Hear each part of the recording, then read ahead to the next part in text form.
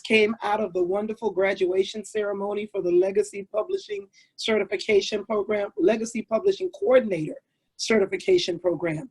And we need to congratulate our hostess, Ms. Tanisha Carroll, Mrs. Tanisha Carroll, who is now officially a Legacy Publishing Coordinator, certified Legacy Publishing Coordinator. And she is able to handle the task of drawing out that precious book, that precious thing that God has placed in you. God has given you something to introduce into the world, and nobody else can do it. Like nobody else can have your baby. Only you can have your baby. So connect with her. We also want to congratulate Erica Bishop. I'm sorry, I don't know why I gave her a new last name, but who knows, that might be prophetic. Erica Bishop, on her significant accomplishment as well. They both, Tanisha and Erica, together formed the inaugural graduating class of the Legacy Publishing Program. And anyone who's ever wanted to know about the ins and outs of publishing a book, please get in touch with Tiara Destiny Reed at tdrbrandsinternational.com and sign up for this course, which is starting in August, so that you can generate another stream of income. There are millions of people in the United States, and of the millions, hundreds of thousands who have a book inside them that is begging to be published. So you have an audience waiting for you. Get busy. You have people assigned to you. Get out there so they can find you, and you can connect, and you can both begin to serve the purpose for which God created you.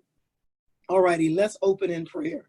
Father God, thank you so much for this venue. Thank you for this platform. Thank you for this sacred space where we can come together and learn. Thank you, God, that your word is applicable in our everyday lives. Thank you, Lord, that when you tell us to study ourselves, to show ourselves approved, it truly has to do with your word. It also has to do with gaining knowledge and wisdom for living. So thank you, Father, that we can study and show ourselves approved unto you, O God, and acceptable to man, so that we can rightly divide, rightly understand, rightly discern, and rightly distribute the word of truth. Now, Holy Spirit, we welcome you into this place. We welcome your presence. And as always, we give you leave to cover this conversation, to direct it in the direction in which it needs to go, so that everybody who is on this live and hears gets the answers that they need, and everyone who hears this on a replay gets the answers that they need. Lord, Holy Spirit, you are a phenomenal chef, and somehow you take the same word and you create a meal that is individual to the hearer, so that with the same words, Lord, everybody receives the nutrition that they need. Only you, Holy Spirit, can do that. Be our interpreter, be our teacher, be our guide. In Jesus' name, thank you. Amen. All righty, ladies and gentlemen, whoever's listening, whoever's watching, tonight we're going to do Deep Dive into Fear, Part 2, Anxiety. And again, I am the Tilted Fedora trainer, Reverend Cassandra, aka Dr. K. Brown. Normally, I go through a bunch of background review stuff. We're going to skip the review tonight because there is so much information here that I want to go over with you, and we want to be mindful of the time. So when we look at anxiety, I love definitions. You will hear me say that often because we operate a lot of times on the connotation of a word, which means what that word has come to mean in general usage. So I love to go to the dictionary definition so that when I say a word and you hear me say that word, we both start with the same understanding of what that word means. So anxiety defined is an apprehensive uneasiness or nervousness, usually over an impending or anticipated ill, a state of being anxious. It is a mentally distressing concern or interest. Or it is a strong desire, sometimes mixed with doubt, fear, or uneasiness. Look at all of the unknowns and the disquieting. Anxiety is a period of disquietness. You're not settled, you're not stable. Anxiety is literally the body's way of dealing with stress. So where you see anxiety, you are experiencing some type of stress. Now, the medical definition of anxiety, and I'm going to the medical because there are some types of anxiety that need professional intervention. Now, let me give you my disclaimer. I am not a licensed counselor, therapist, psychologist, psychiatrist. Dr. K is the nickname that some people who love me very much and who have learned and grown from the teaching that God has given me to give to them. And they have dubbed me Dr. K.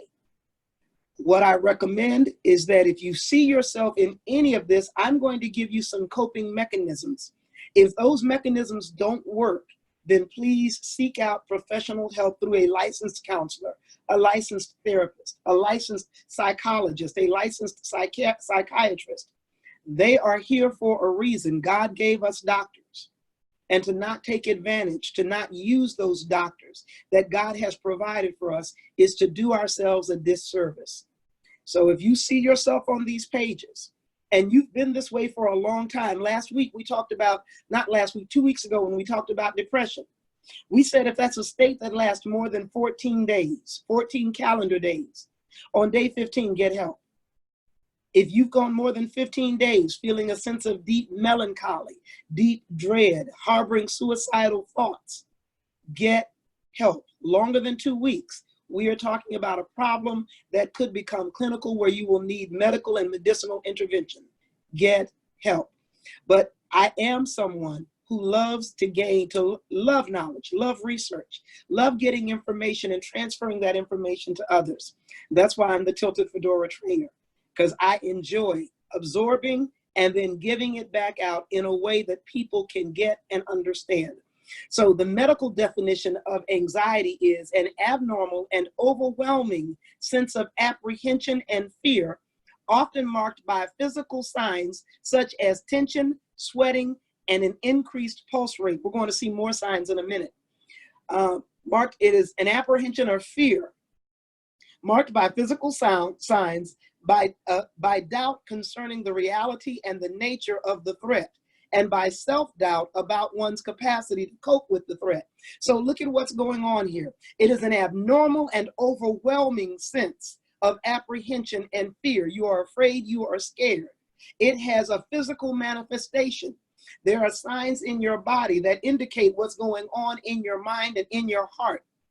And what is characterized here is that it is an overwhelming sense of doubt or apprehension and fear caused by doubt concerning the reality and the nature of the threat. So we're not even necessarily talking about something that has actually happened. We're talking about something that may happen, and then by self-doubt about your ability or your capacity to cope with what you're afraid may happen. Worry and anxiety come because of things that you are not dealing with, that you have not necessarily experienced. Let's say you are waiting to get a call from your doctor. You've had a test. They've done an MRI, a CAT scan, a biopsy of a tumor in your body. You will develop anxiety waiting to get the results of that test because you are concerned about the nature of the threat of cancer, the reality of having to deal with cancer and to go through that journey. And then you may be doubting your own ability to deal with the treatment plan, to deal with what may be coming into your life. You haven't been diagnosed yet. You may not even have signs yet. There are people now who are anxious about being diagnosed with COVID-19. Emergency rooms and waiting rooms, doctors' offices are filled with people who are experiencing anxiety attacks when they leave their homes because they're worried that someone they see without a face mask or someone they see with a face mask may make them sick. So anxiety is real, and over 16 million people are dealing with it at any given time. And I know now those numbers are racing or raging or going higher. Look at what's happening in society. We've got riots and looting happening in some areas. We've got this COVID-19 thing and people on lockdown. We've got a 40% increase in the suicide rate. We've got over a 25% increase in domestic violence, spouses against spouses and parents against children and children against their senior parents.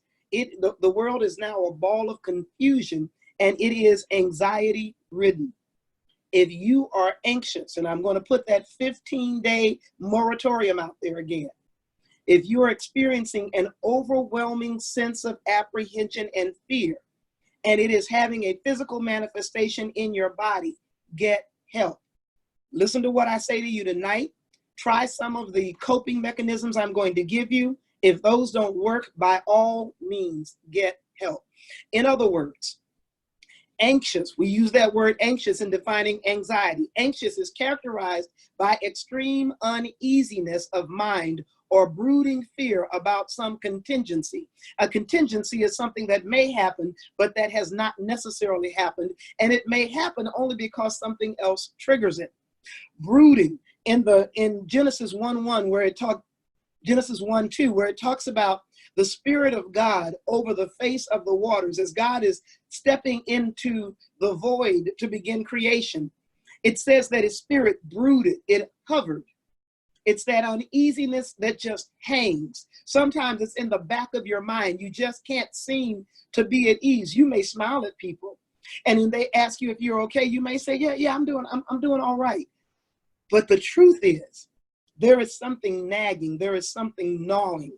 That's that anxious feeling. It's characterized by being overwhelmed, completely overcome or overpowered by thoughts or feelings, overcome by the sheer force of numbers. The thoughts are coming so rapid fire and so heavy that you are now feeling powerless to do anything about it. You are feeling overcome, overpowered, overridden by the thoughts and the feelings. They are taking over, and it seems that you are powerless to gain control, powerless to stop them. You are dealing with anxiety, worried, mentally troubled, or concerned, feeling or showing concern or anxiety about what is happening or what might happen. Sometimes in the middle of the storm, you can feel anxiety because in the midst of that storm, you have a sense of no control. Remember the root of fear. The root of fear is a lack of control. It's the feeling or a sense that I'm in this thing and I have no say over what happens. I can't stop something from happening. That's the root of fear.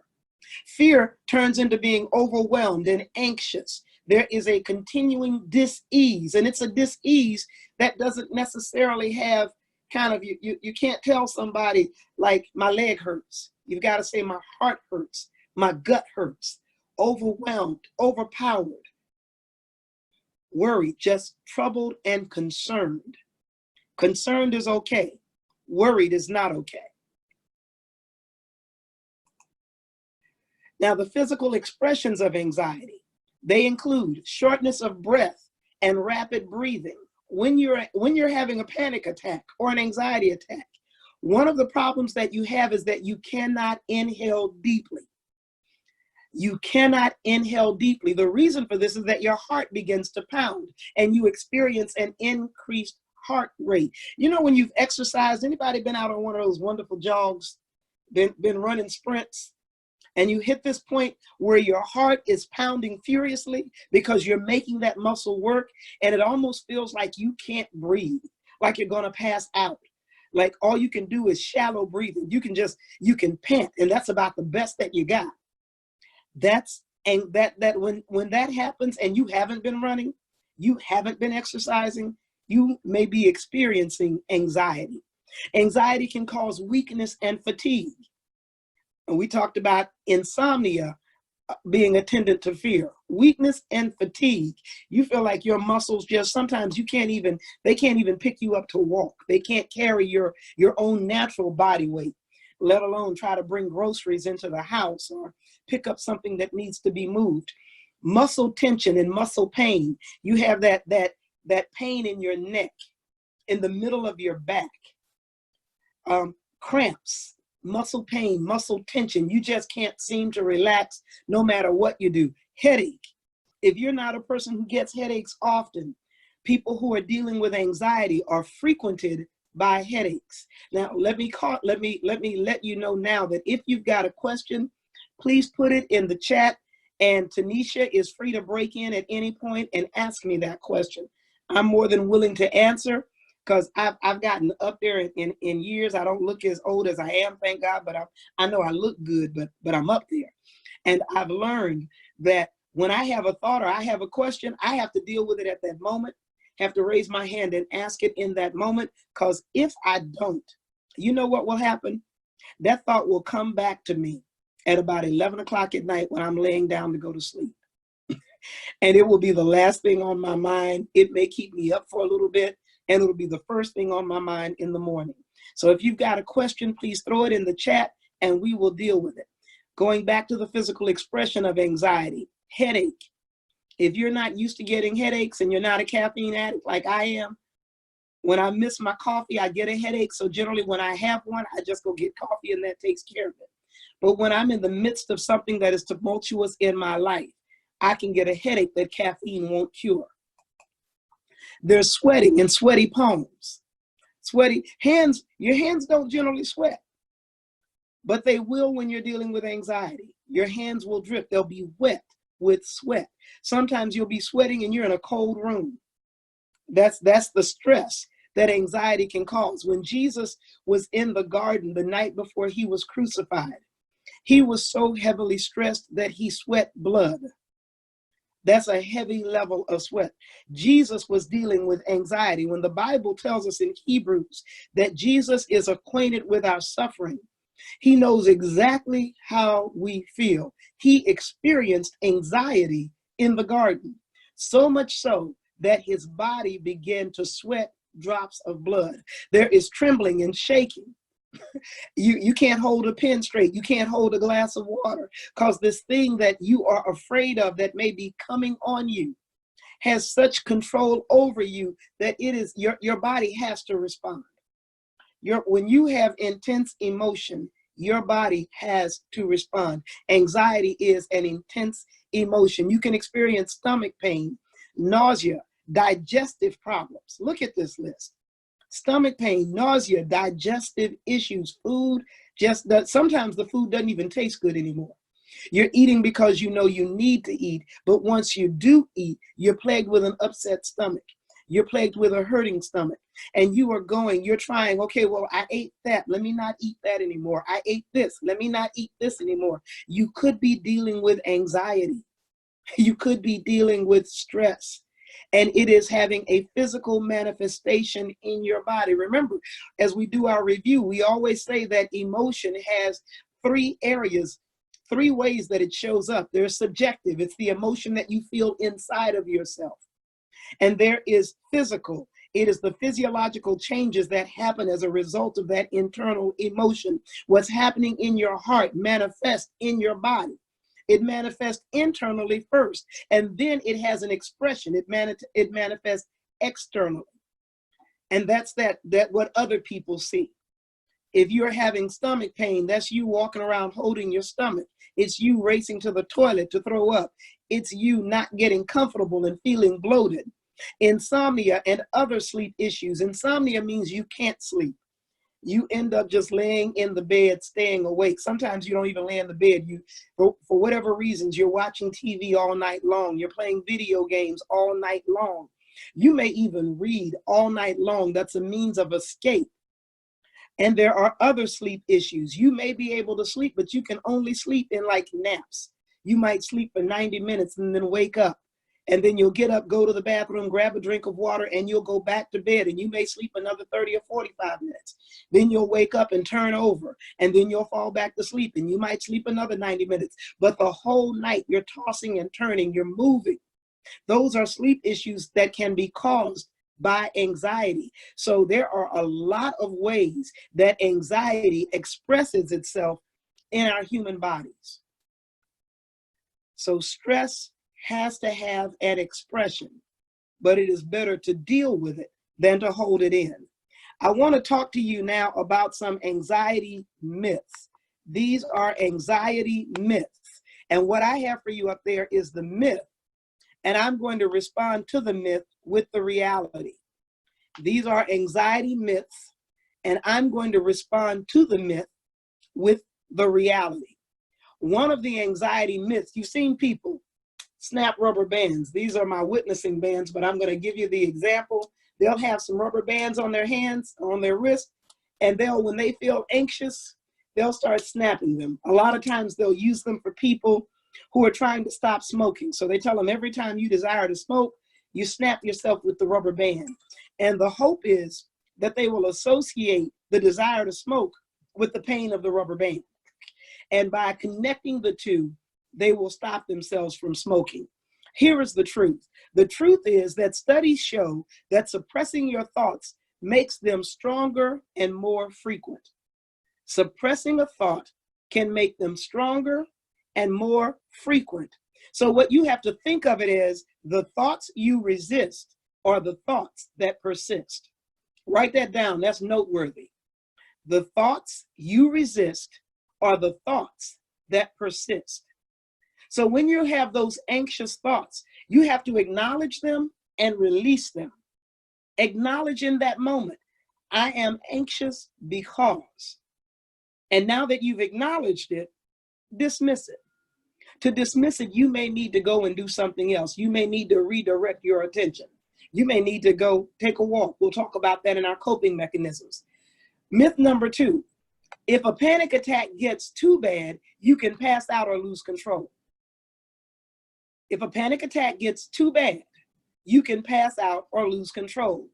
It's unlikely you will faint, which is caused by a sudden drop in blood pressure. During a panic attack, your blood pressure does not fall, it actually goes up. During a panic attack, your blood pressure will typically not go down. It will rise slightly. And that's due to your blood, your heart. Remember, your heart is beating faster. You're breathing shallower, and it may feel like you're going to pass out because you're not getting as much oxygen as your body is used to getting. Our bodies are phenomenally, fearfully, and wonderfully made. And our bodies are set to counteract things that happen in us. That's why your stress is, it expresses itself in your body. Your body is trying to figure out a way to deal with that stress and keep you alive. So our bodies do everything they can to stay conscious. The next myth. If you have an anxiety attack, if you have an anxiety disorder, it is important to avoid stress and situations that make you feel stressed. That used to happen when people had ulcers. They used to believe that ulcers were a result of anxiety and stress. Ulcers actually are a bacterial infection in the stomach. But now we know that now. We didn't know that then. And the reason that was believed because so much of anxiety presents as a stomach disorder. So the myth is, if you have an anxiety disorder, it is important to avoid stress and situations that make you feel stressed. Here's the reality. Treating yourself as if you are fragile and avoiding risk leads to feeling demoralized. Avoiding anxiety tends to reinforce it. Wow. You can be anxious and still do whatever you have to do. So you can still function even though you are anxious. You can still function even though you are anxious. I'm going to try to get rid of these balloons because I don't know what they're doing to you. They're driving me up the wall behind me. Okay, maybe I'll leave them alone because it may become more of a distraction. So if you have an anxiety disorder, do what you need to do. If you keep trying to avoid risk, you keep trying to be fragile, you will be demoralized. You will begin to feel even less empowered. So go ahead with the anxiety. Do what you need to do. Les Brown says, do it scared. Do it afraid. Do what you've got to do, even with that feeling in the pit of your stomach that it won't work. That's your body dealing with the stress of what you have to do, but it will not stop you from doing it. Another myth, always carry a paper bag in case you hyperventilate. Remember, one of the physical expressions of anxiety is taking shallow breaths. Sometimes what can happen in taking those shallow breaths is that you're not expelling enough carbon dioxide. And so what you experience is a buildup of carbon dioxide while you're getting less and less oxygen. The truth is, paper bags can serve as safety crutches that keep you anxious about being anxious.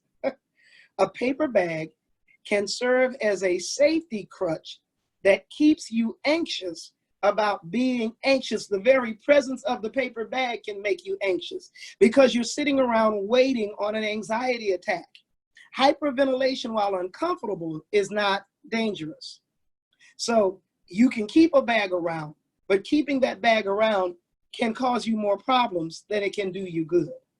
It can cause more problems because now the bag is a reminder of anxiety attacks. So you will become anxious about being anxious. Now you're in a cycle.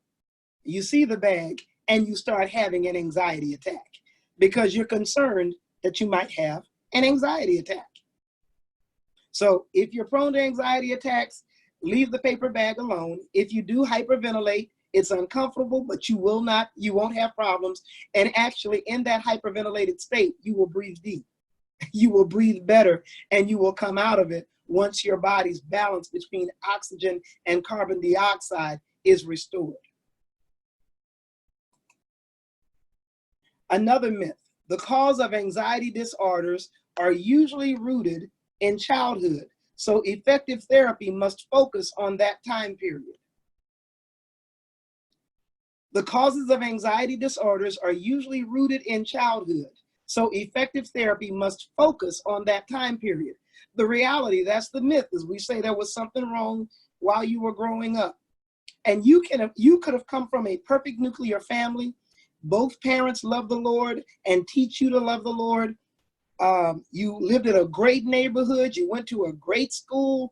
You went to a great college, had a great life, and still end up with an anxiety issue.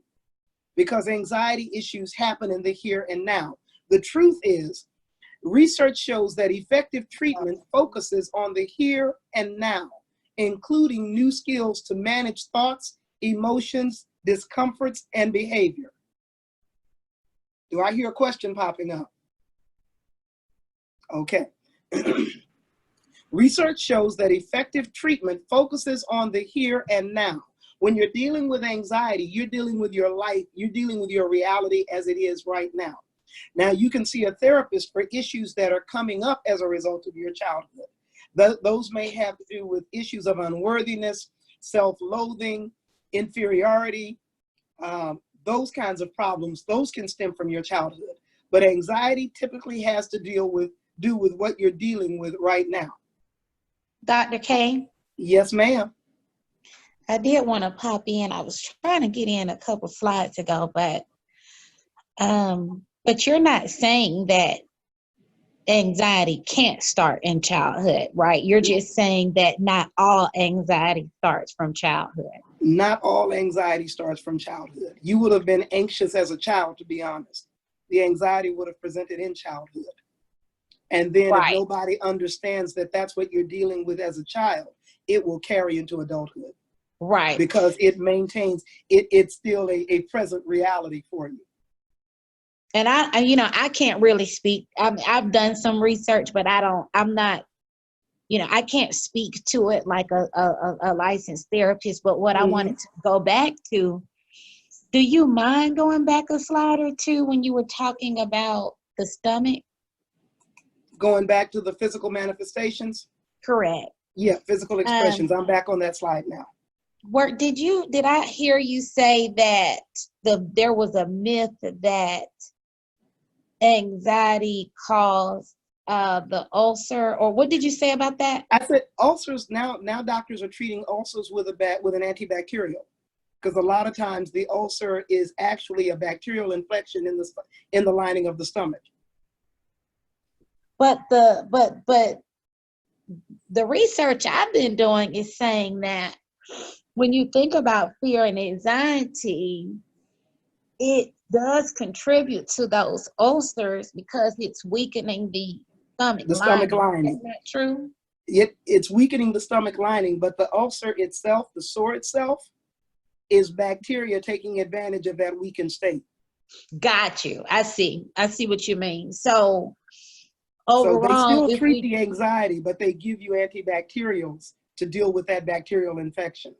Okay. Did you happen to see the post that I put out about the 5 gut organs impacted by our emotions on my wall? No, I didn't see that one. I'll wait until you read that and then chat about it, because I think that's what Dr. Japonica has been teaching. And one thing it even has me thinking about, that our emotions do impact our weight loss journey. Oh, yeah. I didn't really, I believed it. I've always believed that, but that article really helped me understand and connect the dots that even someone with who's eating healthy and exercising could either have trouble, feel like they're hitting a plateau, Mm-hmm. and they don't understand why they're hitting the plateau. But the different emotions impact the small intestine, Yeah. different emotions impact the large intestine, and part of the large intestine was not being able to let go, or Mm. fear of loss, and some of it was around this anxiety and fear. So what happens is you want to hold on to emotions and memories in the past, and that Mm-hmm. causes your body to To hold hold on to on weight. to waste, Mm-hmm. and that bacteria makes you sick and your body's not functioning properly. But Yeah. I'm still reading on it, but it was powerful. I really would love for you to read that and share your thoughts. I will. It's a we forget that everything is interconnected. Our bodies, our spirits, our soul, everything is interconnected. So that's why I love Dr. Japonica, because she she deals with medicine from a holistic vantage. So she's saying if we're seeing a physical experience here, then there's an emotional or a spiritual start over here. So she deals with that root. And in dealing with that root, she can now heal the illness. That's why um, they call it allopathic care, which is using a regular traditional doctor, traditional medicines, traditional and not traditional in the sense of what Dr. Japonica does, but pharmaceutical medicines. They really don't seek to heal. They, for the most part, seek to alleviate symptoms. When you Mm. when you go to a holistic practitioner, they're looking at the nutrition in the body, because there are issues in our emotions that are caused by nutrition. You can deal with Wow. depression can be dealt with by niacin. And there are doctors who are treating depression with the therapy and the counseling with niacin, which is a B vitamin. Wow. Well, I wanted to share this real quick because I know how much do we have. I know we might have to roll over some till next week, but can I share something with you? Mm-hmm. Always. With this anxiety and fear getting stored in the body and weakening the immune system, also they had fear of loss. Mm-hmm. They had also anger attacks the liver, Mm-hmm. and they talked Yeah, because that's about the filter. how joy, the loss of joy, sadness, that sadness, or overly joyous, even impacts the body in ways. But anyway, that loss or fear of loss of joy or grieving, I Mm-hmm. believe they were talking about the pancreas or the small intestine. And what I wanted to share was the research that is leading me to, and I might have to do this in another life, but you know, if I was back in school, I would really be researching this, is that, the emotions and how we hold on to them, they really have a significant impact. So Mm-hmm. when you think about somebody that has a revenge body, have you heard of what the revenge body is? No, because I haven't looked at emotions in terms of their physical impact in that way. Well, And the revenge body is basically if you know somebody that was out of shape, they get mm, brokenhearted, they go on a mission to get super sexy, this body that's amazing if they got left by somebody, and they have this amazing fit body. They call that the revenge body revenge because it body. was built from revenge. Mm-hmm. It's a show out there about it. So what Wow. happens is through food and exercise, you create the revenge body, but if you suppress the emotion, that's where you see those of us who gain the weight back. Mm-hmm. And what it led me to start the research, because she asked me, how did you lose all that weight and it start to come back? What derailed you? And what I think I've gotten to is I didn't see it as a revenge body. For me, it was more so like, it still was kind of like that life jacket effect.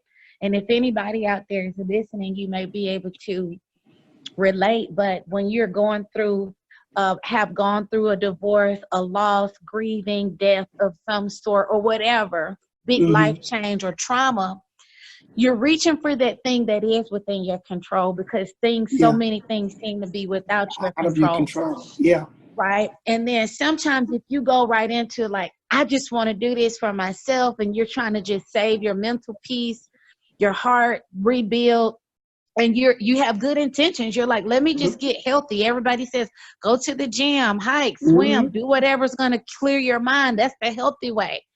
But without forgiveness, I had to realize part of why that weight came back, I had not truly forgiven. And that forgiveness process can't be rushed. No. And so you might be able to drop some pounds in 3-6 months. But when we deny the fact that forgiveness is part of it, you may speed up the physical, but the emotional and immune system will still be inside. So it's like us having a package. You can change the wrapping all you want to. Yep. But what's inside is what's inside. It doesn't change until we open it up. So I just wanted to share that, because I really felt like, what are the odds of me researching this right before you come on? And it may help someone to realize, you know what? It's not just food and exercise. It's also our emotions. So thank you so much, Dr. K. You're welcome. Those changes, just a note to add on to what you've said, those changes that we make for somebody else or because of somebody else, they're not lasting changes. That's why that revenge body goes back eventually to what it was before, and quite often worse than it was before. Because in the process of doing everything and anything to get to it, we're not doing things in balance. We're doing things very out of balance, and it's not from an authentic place. If that revenge body is, I'm going to drop 100 pounds and he's going to be sorry he ever let me go. He's going to see me on the arm of my next guy, and I'm going to, that's not from a pure place. That's from a place with a hidden agenda, and maybe not even a hidden agenda, a revealed agenda. But it's not doing something because you choose to do it for your own benefit, and because you're doing it for yourself. You're doing it to get back at somebody else. So even though that person is no longer in your life, you're still doing things for them. Right. And even if it's a negative for them, it's for them. Even the people who aren't doing the revenge, it's people with the right intention. Like, let me heal through, let me cry in the gym. I cried so much at the mountain, hiking, reflecting, introspect, just really getting closer with God. But what happens is, and it's not that I chose not to forgive, it's just that I think we have to just have more conversations to know that that is part of the conversation. We always hear food and fitness. We always hear about what percentage of food, what percentage of fitness impacts health. Wait, our emotions. What if we found out that emotions were 25, 30%? You see what I mean? Yeah. How would that change that conversation? Because I think that significantly. Right. What would it do? We'd really do the hard work of self-work, of personal growth. Exactly. Because if you lose all the weight and you still have the triggers, you're still responding the same mechanism, you're just going to repeat that in the next situation. It's not, you're still the same person that looks different with a new situation, with a new job, with a new relationship, with a new opportunity. And so we have to get to the root of this. And I just think that should be part of the conversation, because that article blew me away. And that's what Dr. Japonica has been teaching with her U team. That she has so much good information. And your workbook, So much good Overcoming information. Betrayal, I really was thinking about suggesting to you a more in-depth subtitle because you really help people get to the root Mm-hmm. of a lot of these different things. And the questions you ask help us get to the root in the privacy of our own setting. So I encourage Mm-hmm. people to get that book. Thank you. It's powerful. But I'm going to turn it over. Thank you so much. You are welcome. We're going to continue with. Hey, Hmm? I just want to just share, several people are just commenting about the anxiety, not necessarily a question, but Mm-hmm. how, let's see, Marshila mentioned how important it was for her entire family to be a part of the healing process for her oldest daughter when it came Wow. to anxiety, and she is much better now. And Yeah. also, several people, I think Marshila, along with Leslie Briscoe Andrews, talked about just the forgiveness and the need for forgiveness in order to move forward. And if you aren't fully healed, how that impacts, Mm-hmm. your body. Mm-hmm. One thing that is said by Marshila was, you traumatize the body when you do things with wrong motives and intent. Mm. Um, I like that. You traumatize the body. hmm And that creates a whole new area of need that needs to be healed. Because right. trauma has to be dealt with. It has to be healed.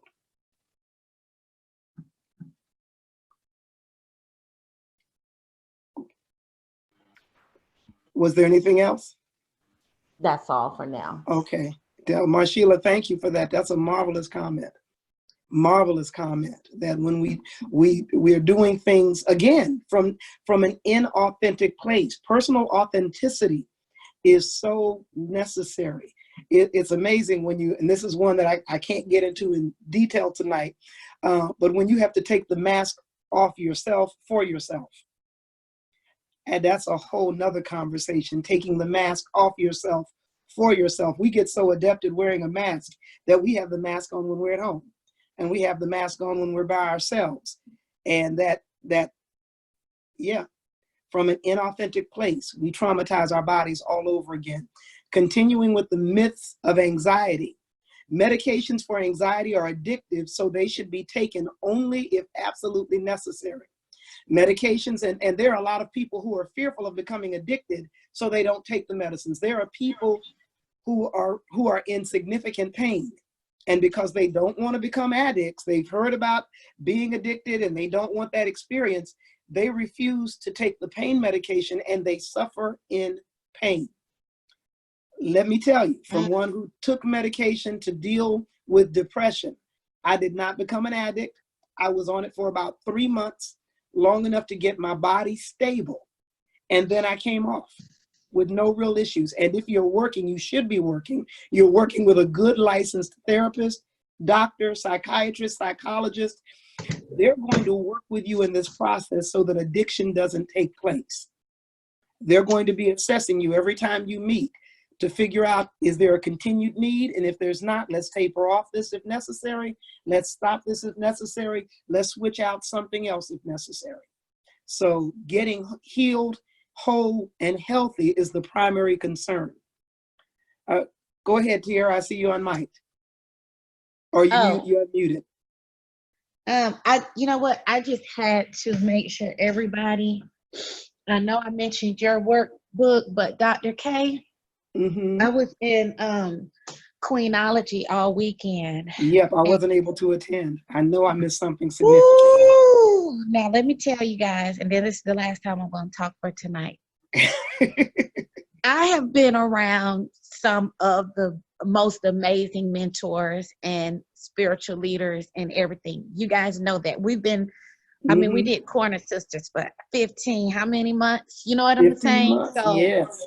Then, we're surrounded. It's just a blessing with wisdom and spiritual guidance.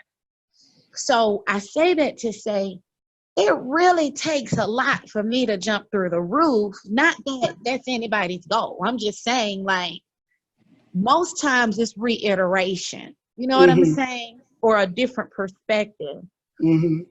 The Queenology, to me, it was so powerful hearing the male perspective and Yeah. of Queenology. But what was really impressive, because a lot of us do the healing work, the empowerment work, and we can go deep in that in our own different, lanes, our strengths. But when I tell you, even into day 2, I thought it was more so empowerment, relationships, Queenology, mindset. Day 2 was so rich for entrepreneurs and anybody looking to leave a legacy and empire build. Mm. I could not believe it. I mean, and to hear this from someone that has done it, it Mm. was just priceless, because I said, every single person I know right now, Dr. K, instead of buying everybody a plane, a gift card, or whatever, I promise you, this is a gift I would take, just like I talk about master your emotions, master your life, overcome Mm-hmm. betrayal. When we look at these tools that will transform your mind and your heart, Yeah. Queenology, I can't believe it's $49 for that whole course. Wow. I'm floored. I mean, it was $39 to do the conference. It's $49 for the course. And it is amazing. I talked to them about what I could do to possibly somehow purchase and do a watch party. That's not possible for this. But Mm-hmm. when I tell you it's that good, I want every single person to experience it, because I mean, that's just something. I'm like, my daughter's too young. Mm-hmm. I want my daughter to have that. You see what I'm Right. saying? It's that Right. rich. So I'm just encouraging people to go check it out. I don't get anything from people buying that or not buying it. I'm just, Mm-hmm. when I experience something that I was in tears day 1, Dr. K. Wow. Dr. K, I was Wow. in tears. Dr. K, I went and I've revamped my own goals, which I had already just revamped. Mm-hmm. I revamped the goals, really Wow. got to a different space. Then the next day, I was blown away by the empowerment building Even more. information. Hands Okay. down, amazing. So I had to share that, because people need to know it's out there and it's real. It in today's day and age, anybody who remains ignorant is doing it by choice. It's too easy to get information. Yeah. It's just Yeah. too easy. And it's not Yeah. expensive. Like you said, Right. $49 for the course. Education, it used to be expensive. Education, the price of education has come down. Because of platforms like When Women Heal, Always Journal 365, Facebook. There are Right. people giving free trainings on Facebook, left, right, and center, and then giving specials with those trainings. So you get a little bit of information in the training, and then you have the choice to go deeper with the person who gave the initial training. And if you think that ignorance, well, if you think that an education is expensive, try ignorance is far more. Lord. The Bible says, in all thy getting, get an understanding, and above all things, get wisdom. Wisdom is the principal thing. Get information and learn how to use it. Wow. Well, So thank you that's so much, Dr. K. phenomenal. I'll have to I take a had to look at share that that one. because it was just amazing. And I think for me, the last thing I'll say is that there's a free YouTube channel with videos. I've watched at least 40 of them. Okay. Mm-hmm. So I was very much so already like aware of his perspective and principles. Mm-hmm. It truly was new information. It was amazing. And I'm Wow. like, okay, I have to share this. So it's at rcblakes.com. RC. Yep, RC Blakes, BLAKES. Tanisha might type it. .com, and it's called Queenology 2.0. Okay. Not the first one, it's the 2.0. Okay. But anybody that's coming doing the summit, they're going to get a copy of the book. But Oh, cool. I don't know. Yes. I haven't finished that. The 2.0, what I sat through this weekend is the one that blew me away. Mm-hmm. So I just wanted to share that. And your workbook as well. I've been exposed to it for a couple years, but even that, I start going back through it to answer some of those questions to say, have I really forgiven that situation? Mhm. Because your questions, your follow-up questions in the workbook are really good because you can't just give a one-off answer. You get what I No, mean? yeah. So thank you for your intentionality with that. Thank you for the push to get it done. But Erica said, you are one who pushes us. You push, and you call that thing forth. And that is, I'm forever grateful, and getting excited about starting the next one, which will happen once we get the launch happening. To deal with the anxiety, You're welcome. thank you. The myths of anxiety continued. Medications for anxiety are addictive. There are two primary medicines that they give. One is called a serotonin reuptake inhibitor. It's an SSRI. And it's one S is serotonin. I can't remember what the other S is. And then SN, serotonin neurotransmitter reuptake inhibitor. Those are antidepressants that are not addictive.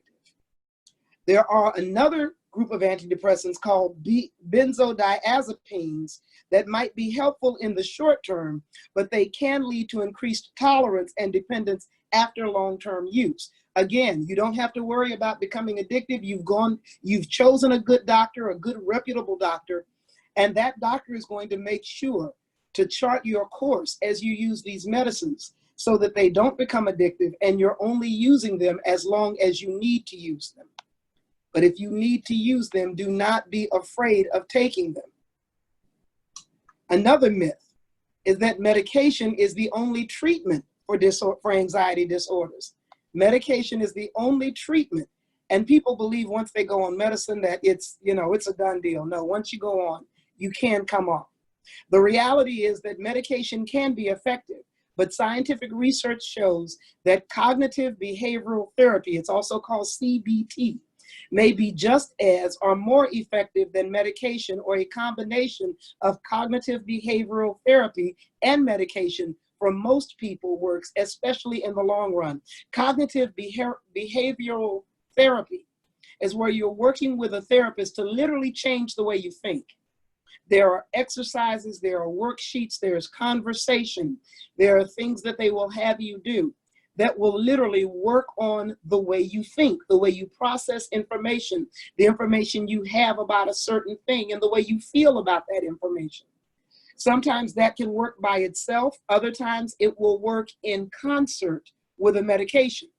So medication is not the only treatment, but it is an effective form of treatment, especially when it's combined with some other therapies. It's like taking a bunch of different directions to get to the same place, only you're taking them now at the same time.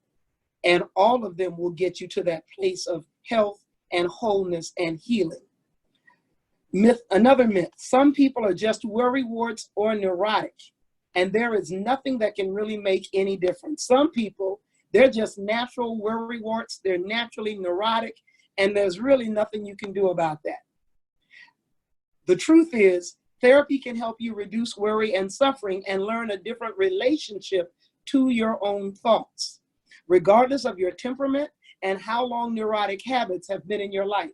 So previously, Tiara talked about anxiety stemming from childhood. You could have some anxieties that stem from childhood.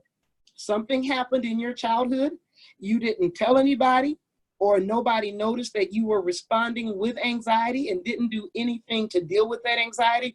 There's a great show called This Is Us. One of my favorite shows, This Is Us. It's about a family, and it just follows this family. One of the families that's being followed, or it's one major family, triplets, 2 white, 1 black.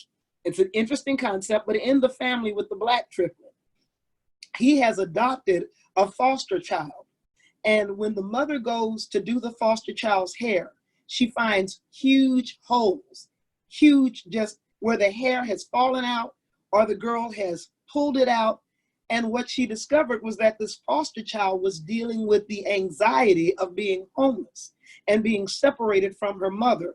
going from one foster home to the next foster home and having no sense of stability.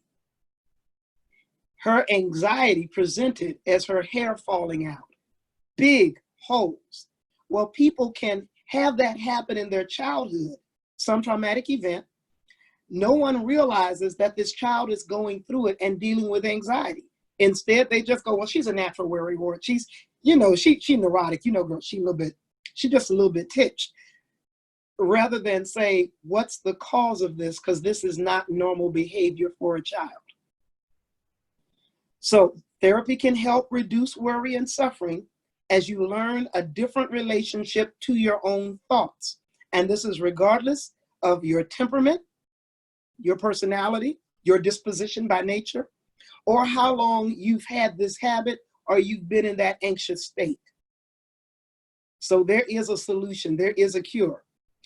Another myth, if you eat right, exercise, and avoid caffeine, and live a healthy lifestyle, your anxiety will go away. I'm gonna tell you right now, that is like pulling weeds in a garden. And that's really what it is. And actually not even pulling the weeds, but snipping the weeds. You go through, imagine you have a garden, you've got all these beautiful plants, and you have these weeds that are coming up with the plant.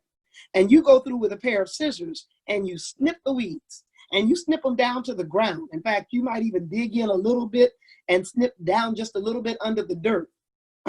And for about 3, 4, 5 days, maybe even a week, your garden looks pristine. It looks wonderful. It looks beautiful. It's on the cover of House Beautiful. But because you didn't take those things up from the root, those weeds are going to keep coming back. They're going to keep resurfacing. They're going to keep growing because you haven't dealt with the root. You've dealt with the surface. While some of your anxiety might go away, here's the reality. While some of your anxiety might go away, your disorder won't be cured. Anxiety disorders are certainly sensitive to stress, but stress does not cause them. And you need more help than just reducing your stress. You may need to face your fears. You may need to learn new facts about your symptoms. You may need to stop avoiding, learn tolerance for some experiences, or change how you think, feel, and behave with respect to other people. So there's a whole lot of stuff going on with an anxiety besides eating right. Now, it's true, you do need to eat right. It's true, you do need to exercise. It's true, caffeine is something, it's an addiction. Yeah, I'll admit it, it's an addiction. And it is better for you to avoid caffeine. It is better for you to live a healthy lifestyle.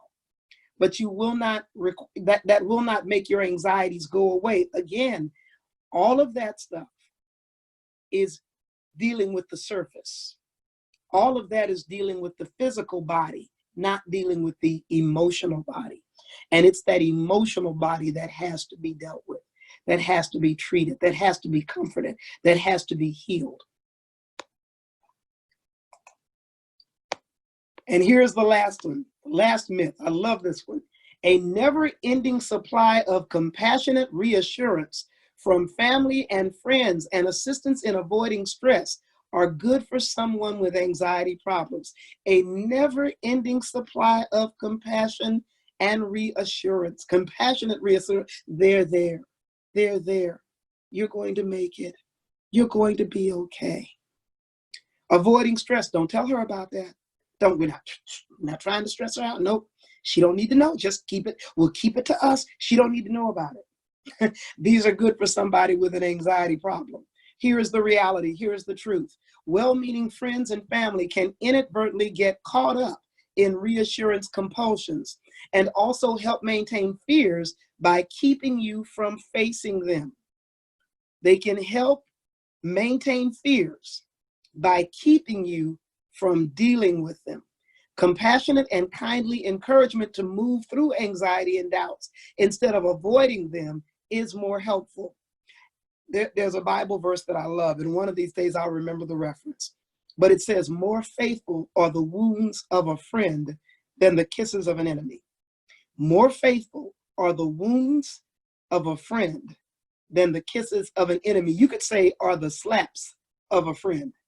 than the kisses of an enemy. And when it says more faithful, what it's saying is that those slaps, that reality from your friend is better for you. It may hurt in the moment that they do it to you, especially if they're brutal when they do it. And sometimes just them doing it, no matter what kind of sugar they add to it, no matter what kind of honey, just hearing the stark reality, the stark truth can be painful. But dealing with that is like medicine, and it will do you better than the kisses of somebody trying to keep you from dealing with a problem. In fact, the family members who are giving you compassionate reassurance, and it says compassionate reassurance compulsion. So they're constantly, no, that's not the case. No. You're just big for your age. You're just sensitive. That's all. They're actually enabling you to stay in a problem, to stay in a prison cell, to stay in a state of bondage, rather than helping you break free and be delivered. So well-meaning, yes, but damaging nonetheless. Good intentions. They say the road to hell is paved with good intentions. Okay. Yes, ma'am. Sorry, I had to jump in. Mm-hmm. I just want to make sure I didn't miss it, or maybe that's what you're going into. Because a lot of times we have people that we love and you want to make them feel better, but what I hear you saying is still temporary. We have to know when you're just consoling someone and comforting them, that's not going to heal through the healing. What are some things that you recommend we do if someone like that go beneath the surface, or are you saying that's where they just get professional help? That can be where they need to get professional help. Remember, and it does not have to be. You need that friend. Erica talks about the 5 people that you need in your circle, and one of them is your truth teller. One of them is the realist. I preached a sermon on doubting Thomas once, and I said, doubting Thomas, he gets a bad rap because he doubted Jesus's resurrection. But I believe that you need some doubting Thomases. You need some people who are skeptical, who will say, give me the real proof. They will keep you from going over the edge. They're the ones who take off the rose-colored glasses. They're the ones who are not masquerading mess with perfume.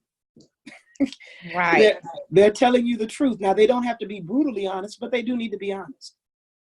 There's a way to be honest without being brutal. Unfortunately, a lot of people fear honest conversation because it's been done with so much brutality. Wow. Because that was a word, wasn't it? Yeah, because that was good. That was good. Yeah, because those of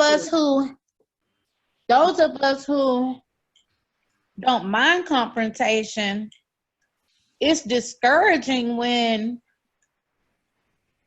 you want to share a hard truth or have a hard conversation. Mm-hmm. And it's like people more so go into a hermit mode, I think. And it's good that you raised the point. You never know what someone went through before. Mm-hmm. So they may avoid them altogether because a hard conversation could have always ended with loss. Mm-hmm. Or ended with brutality. Yeah. Wow. Yeah. So we run from truth because it's been so brutally applied. And truth is the thing we ought to run to.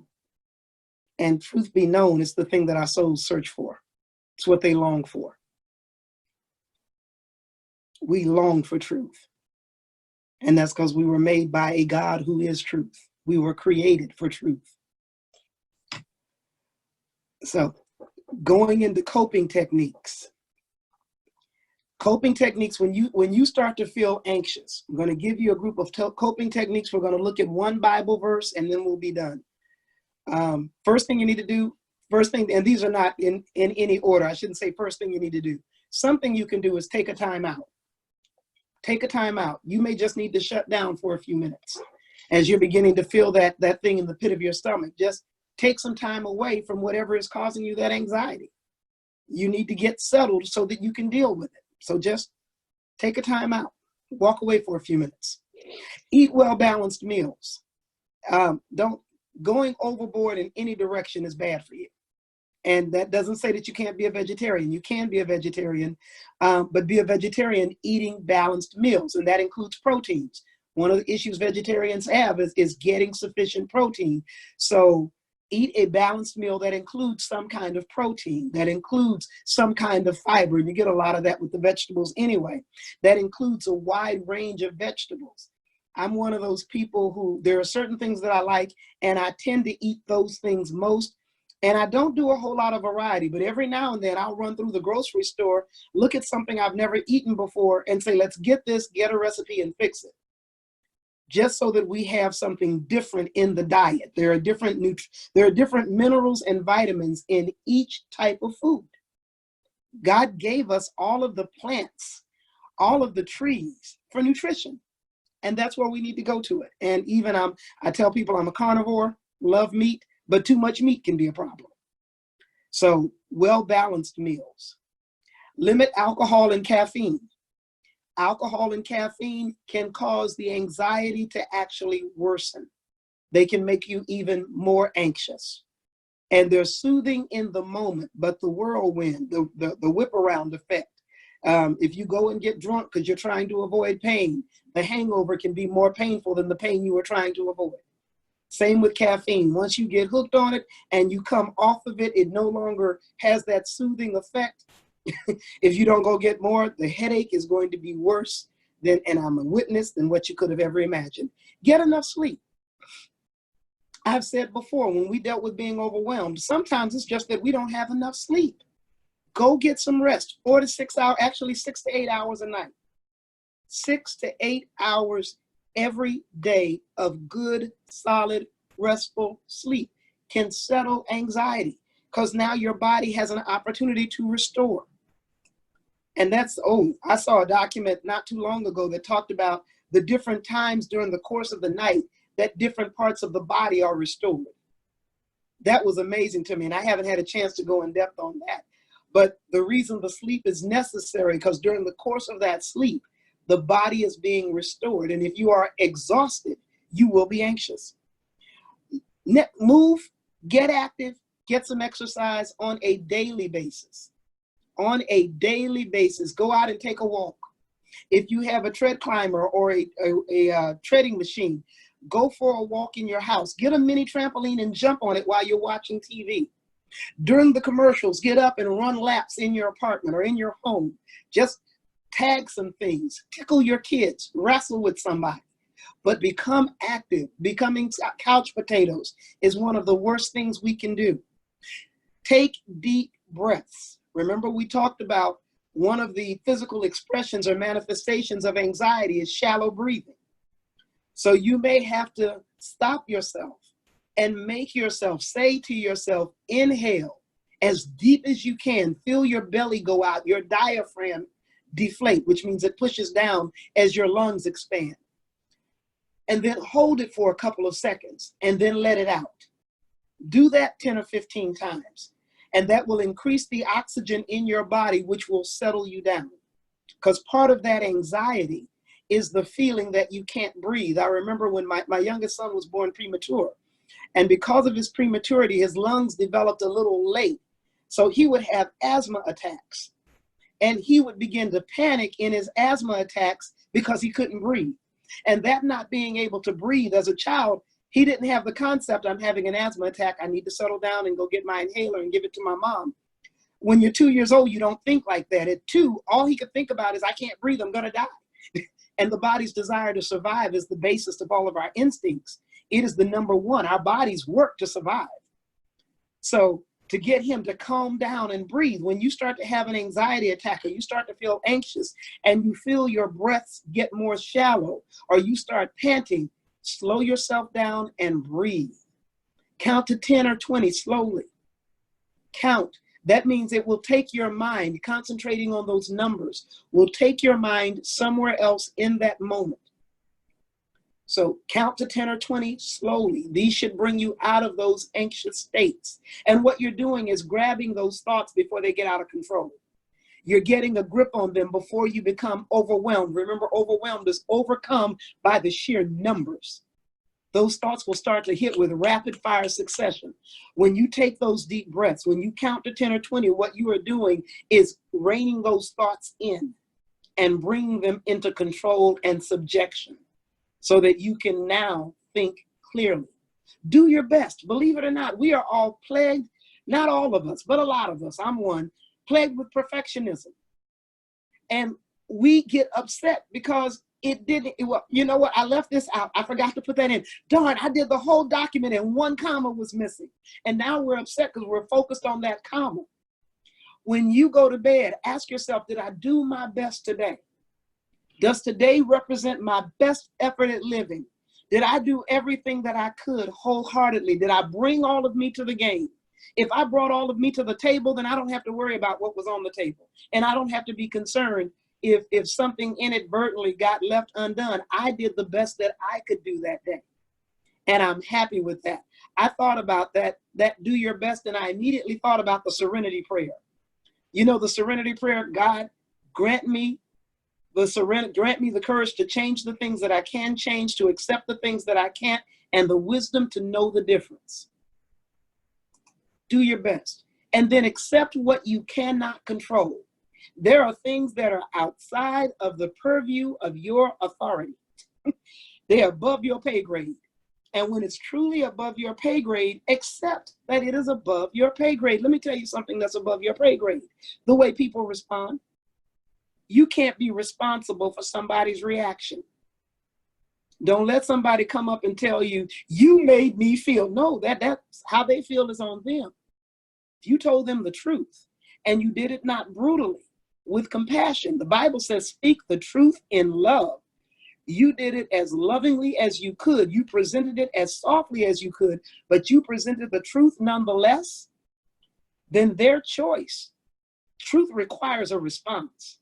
They are responsible for their response. So you have to accept what you cannot control. You can't control the direction the wind blows. I don't see anybody upset outside yelling at the wind to tell it to go in a different direction. We seem to accept that we can't control the way the wind blows. Now accept that you can't control the way somebody responds. Welcome humor. You can cope with humor. Tell a joke. Oh, I got a good one. I got a good one. Erica Bishop, this is hers. This is hers. I'm going to use it 3 times. Erica, I'm letting you know I'm going to use it 3 times that I'm claiming it. Erica told us during our Corner Sisters meetups, one of our morning meetings, Erica said she and her husband had a rule. They could not argue fully dressed. She said if they were going to have an argument, they had to argue naked. She said arguments ended quickly. So if you have this continuing argument with your spouse, next time he starts to go off, tell him to get undressed. Tell him he can't argue fully dressed, and you won't argue fully dressed. See how long that argument starts, how long that argument lasts. And it may be easier to reach a point of resolution in that argument if you do something funny. So welcome humor. Tell a crazy joke. Say something that doesn't make sense and laugh, laugh, laugh. It will dispel the anxiety. If you're having an anxious moment, watch some comedians, turn off the news. News can make you anxious. Turn off the news, turn on some good comedians. I told you about the Dry Bar Comedy Club. Michael Jr. is excellent. Go YouTube Christian Comedy. There's a Facebook group called Christian Comedy. They have a good laugh every day. Laughing is one of the best medicines. It sets loose those good hormones. Maintain a positive attitude. You have responsibility for your attitude. You know when you're getting into a funk, bring yourself out of it. In fact, refuse to go into it. If you feel like having a pity party, don't. Have a celebration instead. Call somebody and say, I'm celebrating. And when they say what, say, I'm celebrating because it's Monday. And go out and celebrate. I'm celebrating because I'm alive. Go out and celebrate. I'm celebrating because I just took my last breath. I just took a breath and I'm about to take another breath, and I'm going to celebrate the fact that I'm breathing. Maintain a positive attitude. You can do that by looking for the good in the situation that you're in, because there's good in every situation. If the good is only that you are alive and not dead, that's good. Les Brown says, if you fall down, land. He says, if you fall, land on your back, because as long as you can look up, you can get up. So if you're landing and you're on your back facing up, you can get up. that will give you a positive attitude. Get involved. Quit sitting on the sidelines of life. I love these groups that we're in. When Women Heal, that 15 months of being on the phone at 5 o'clock in the morning, I was required to get involved. When I started, I'll let you know the truth. When I started, I would turn on my phone and go to sleep. Turn on my iPad and sack out. Those first couple of weeks, it was rough trying to stay awake. As I kept showing up, as I kept getting involved, I began to wake up without an alarm. I began to look forward to that time in the morning and then to tell other people about it. When I was leaving places to go to bed, why are you leaving so early? Oh, I got a 5 o'clock appointment. I'm in this group called When Women Heal. We're called the Corner Sisters, and we get together every morning to talk to each other, to teach each other, to encourage each other, to pray for one another. And then we did an all-night prayer vigil, and that was wonderful. Get involved. Give your life a purpose. Don't sit home on the couch complaining that nobody visits you. Go visit somebody. Don't sit complaining your phone hasn't rung. Pick your phone up and call somebody. You will be amazed at the difference you will make in their lives, and not only in their lives, but in your life too. Then you will know that you matter. When you call them and they say, man, I'm so glad to hear your voice. And you don't have to have anything going. Don't even worry about having a wonderful conversation to have for them. Call and just say, hey, you were on my thoughts. What's going on? I was thinking about you. Call and say, hey, I was just thinking about you. Can I take a minute to pray with you? You don't have to talk long. Say a short prayer. The fact that you were thinking about them will give them the boost that they need. And you giving them a boost will give you a boost. Remember, we were created to be in community. We were created to be with one another, to support one another, to encourage one another. If you do that, that will bring your anxiety under control. Here are the last three. Learn your triggers. Learn your triggers. There are certain things that happen when you are experiencing anxiety. I had a job.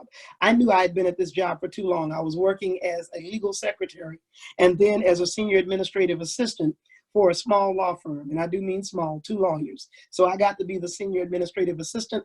I was the only administrative assistant, but that was a minor technicality and it was not my fault. But when I got there, as it became the time for my departure became real, I would be fine in the morning, drop my son off at daycare. I would get to the building, and when my hand hit the doorknob, I would get a massive headache. Massive headache. And no amount of Tylenol, no amount of Aleve, no amount of ibuprofen could make that bad boy go away. I had a headache from the time I walked in the building to the time I left it. That was a trigger. That was an anxiety trigger. Learn your triggers. And then as you learn your triggers, you can get to the root. It's like identifying the weed. It's like, remember we talked about that garden? When you learn your triggers, you identify the weed. Some weeds have to be treated in a special way. There are weed repellents that will kill certain weeds. And it'll kill this group, that group, and the other group, but it'll leave this other group alone. When you learn your triggers, you can learn how to deal with that weed. You identify the weed, and when you identify it, you know how to pull it up. There are some weeds that have the short root, and you don't have to do a lot of work. You just pull, and they come right up. Yes, ma'am. That is an amazing analogy. I know I told you guys no more feedback from me, but can you give us a real life example of a trigger that leads to the root? Well, my job, the one that I just did. Okay. I had a job with a small law firm in Massachusetts. And like I said, when it was time for me to leave, and I had been there, I knew that I had gone as far as I could go. It was a small law firm. We had 2 lawyers, a bookkeeper, a receptionist, and me. There's not a lot of upward mobility. And I was longing to do something else. I'd mastered everything that I could do. I used to say to people that I've represented people in every way on paper. I've not represented them in court. By the time I left, I was writing documents. I was typing out briefs. I was making grammatical corrections, looking up. I didn't have to look up case law, but on occasion it would be like, okay, you need to fix this because this is not saying what you want it to say. I represented people on paper. But by the time I hit the end of that job, I was ready to leave. I had outgrown that position. And every time I got there, the anxiety presented as a headache. It presented as a headache in the back of my head that lasted all day long. That was an anxiety trigger. That job was an anxiety trigger. It was time to leave. And the longer I stayed, the worse the headache got. Part of the other trigger was I didn't have a job to go to. So there was another set of anxiety. I got to leave this one, but I don't have anywhere to go. What am I going to do in the interim? Because rent still needs to be paid, and I have a little boy who doesn't like to fast. And because he was only 3 years old, I couldn't explain to him the spiritual benefits of fasting. I could fast, but he couldn't. So that was a weed. That was an anxiety trigger in my life. And I had to pull that weed by leaving the job and doing it afraid. I signed on with some temp companies, and guess what? I didn't miss a paycheck. I had gotten that job from a temp agency. I signed on with some other temp agencies and received my next assignment. And within 2 or 3 assignments, I had another great job. And I think that job lasted 5 or 6 years, and the next job lasted 7 or 8 years. So those are triggers. You can have a trigger. You see a particular person. If somebody did something to you as a child, and they might have done it when you were an infant, what they say precognitive days, where your cognition, your understanding that you are separate, your identity starts at about 2 years, 9 months. But there are people who can remember before 2 years, 9 months. And they can have a trigger when they see somebody, they become anxious. And that somebody may not have done anything to them after their cognition comes in because they've taken advantage of the fact that you weren't cognitive, or so they thought. That trigger, seeing them, I don't know what it is, I just don't like them. I don't know, I can't identify it, but they just give me the heebie-jeebies. Are they gonna be at they're gonna be there? Well, I won't come. That's a trigger. That's a trigger. And that may be a trigger that's really a trigger that you may need to see a therapist to help you deal with. Because if that's going before your before your cognition, before the days that you can really remember, a therapist may be able to do a type of therapy and hypnosis, a type of therapy that can take you back to that moment and bring it up. And then you can deal with it. So when you become anxious, recognize what's happening at that moment of anxiety. I used to bite my fingernails really, really bad. I still do on occasion. I had to teach myself when I would start to really, like eat my fingernails. Like I think I might have eaten off my fingerprints a couple of times. But I would have to ask myself, I'd have to stop, pull my hands out of my mouth, literally, and say, Cassandra, you're anxious. What are you anxious about? And then if I sat for about 5 to 10 minutes and asked myself that question, and we've always got to wait on an answer. We ask a question and get up and leave. Ask yourself the question, why am I anxious? And then deal with that answer. If you get quiet, the answer will come. And then you can deal with that. I'm anxious because I'm worried about what's going on. I'm worried about getting COVID. I'm anxious because the extra money that they're giving on the unemployment checks is about to run out. And without that, I don't have enough to survive on. I'm anxious because this person has come back into my life and they hurt me before. I'm anxious because identify your triggers. I'm worried because identify your triggers. One of the best things you can do, because when you identify that trigger, you can quite often identify the solution. Talk to somebody. Talk to somebody you know you can trust. Do not tell Patty tell all or Tammy tell all. You know the folks that like to gossip. Yes, ma'am. Exactly. You know the gossiping gals out there. So you already know any gossiping gal that's telling you everybody else's business is going to She's telling you yours. She's telling them yours. So my question, did you watch that video I sent you? I thought about that today and got tied up getting this ready. I'm going to watch it when this is over. But I wanted to share. I knew it was coming. I know. And I haven't watched all the ones you sent me. I haven't even watched them because you know you're getting the response as soon as I watch them, but I will. I know. I thought about that. I said I got to go back and watch that video. So it is on the list. I'm trying not to stay up too late, but I will watch it tonight. But I think we both needed a little break from some of that the other conversation. Right now we're just trying to get through this book sign. So we'll come back to we'll table some of that other stuff like R.C. Blake said. R.C. Blake said, when you become queen conscious, you pay attention to time, tone, and touch. The timing, the tone, and when you touch it. Okay?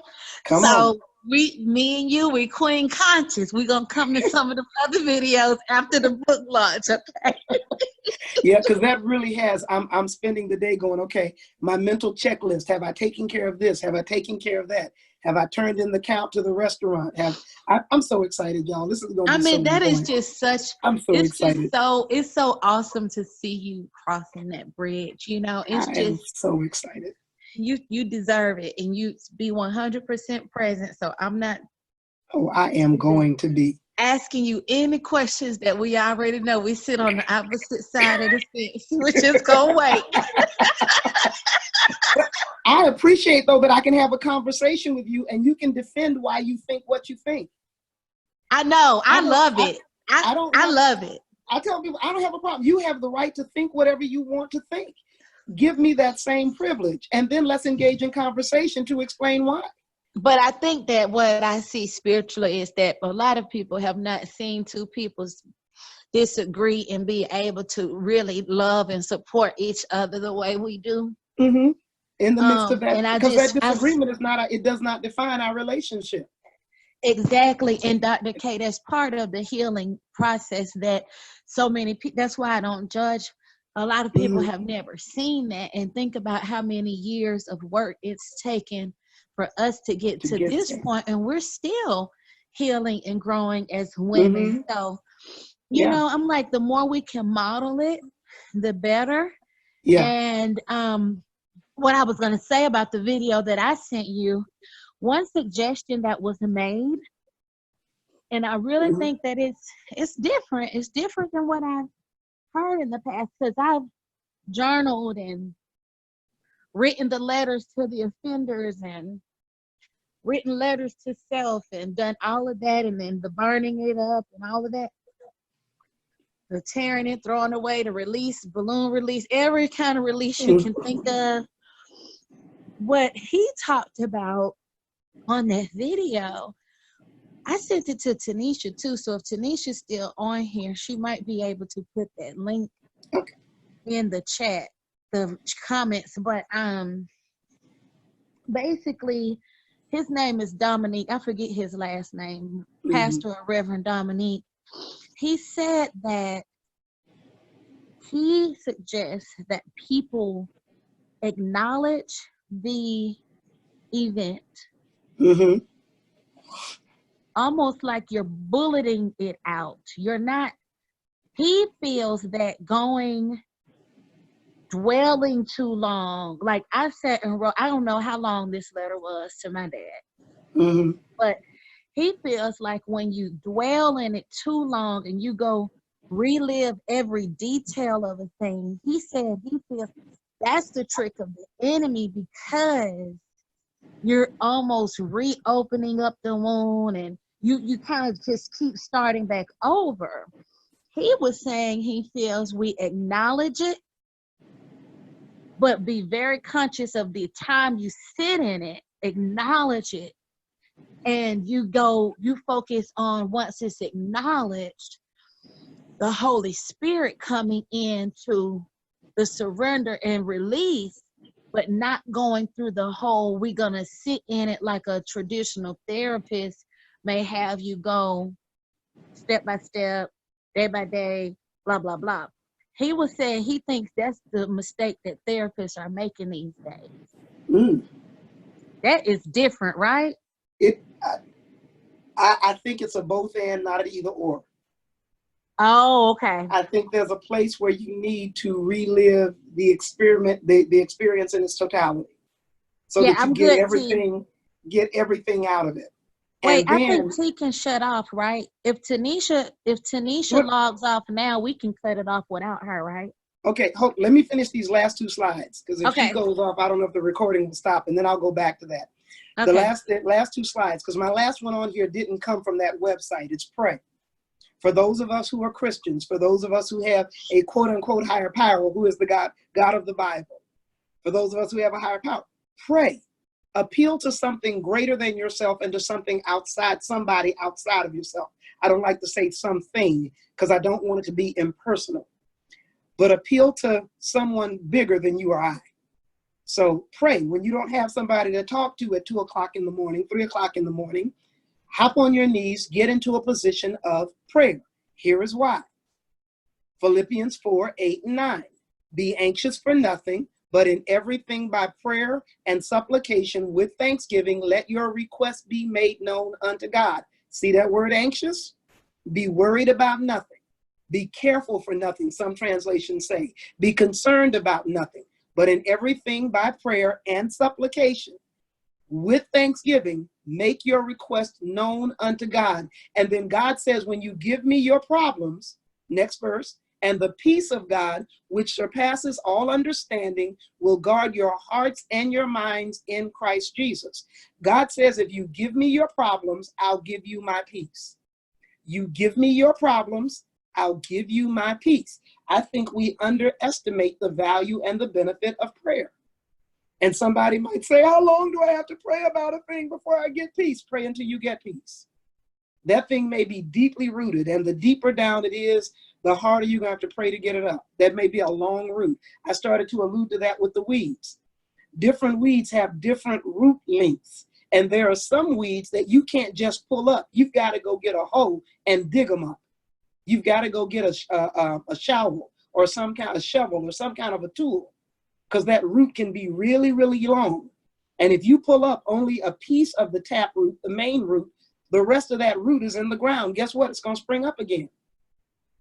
It's going to spring up again. So you go get a shovel or a trowel or some kind of a claw, something so that you can dig that whole clump up and get all of that root. And you may, depending on how far back you got to go, how deep this thing is, you might have to wrestle in prayer for a little bit. That may happen. It won't be just zing. It'll be, that's why prayers is plural. Prayers and supplication, or by prayer and supplication, but in some verses, it's prayers and supplication with thanksgiving. Make those requests known to God. And then as you do that consistently, the peace of God will begin to guard your heart. And you'll begin to have peace that surpasses. People won't be able to get it. They'll understand your background. Shouldn't you be messed up? No, I've got peace about that area. How can you be in the room with them after what they did to you? I've got peace in that area. Honey, I gave that thing to the Lord. It took a while, but I made that request known to him and told him I needed his peace. Ask him to give me his peace. And now I'm good with it. He'll take care of it. How can you be in the same room? God will take care of it. Aren't you worried about your job? God will take care of it. I've given that to him, and I've thanked him in the midst of this thing. I've thanked him in the midst of it. I've thanked him that he's faithful. I've thanked him that he's with me. I've thanked him that he's given me enough strength to endure, that if he brings me to it, he'll bring me through it. And my thanksgiving is the evidence of my faith. Thank you, Holy Spirit. That was a good one for me. My thanksgiving is the evidence of my faith. If I can thank God in the midst of this thing, my thanksgiving is the evidence of my faith. So the biblical solution to anxiety is to begin to pray about that thing and to give that to God and give it to him as often as you need to. All right, that is the last slide from this presentation. Yes, it is. I'm going to stop the screen share, go back to this, and we are good. Now, to go to what Tiara had asked me. Now, you can end the recording now at this point if you want to, Tiara or Tanisha.